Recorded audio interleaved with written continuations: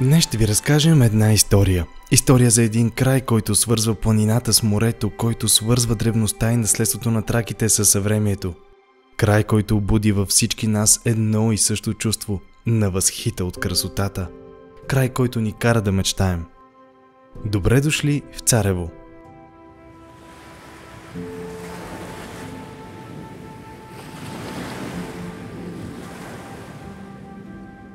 Тук, където меките гънки на Странджа се сливат с вълните, където се будиш с мъглите на планината и изпращаш вечерта с меката светлина на залеза.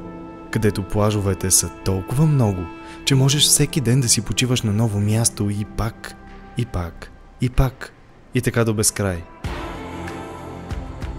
Дори имената им оставят в теб усещане за магия, за нещо ново, за много повече от почивка.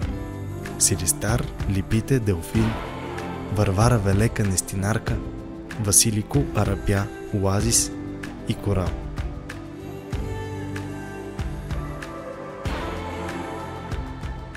Място обградено от реки, които носят животворната си сила и които при досега си с морето образуват магични места за отмора или пък за спорт, или за купони, или просто за трупане на спомени.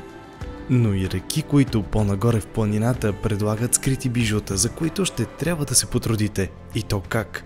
Ще трябва да откриете малки романтични села, да се впуснете из дебелите сенки на вековни гори, да се оглеждате внимателно за сърни и елени и накрая да бъдете възнаградени с водопади и места за отдих. В сърцето на това място е Царево. С трите си залива, единствените осветени в България, с прекрасната морска градина, в която можеш да се скриеш от слънцето, да се докоснеш до морската ни история или да се възхитиш на Варовиковите скали. Царево е град с дух на история, и то каква?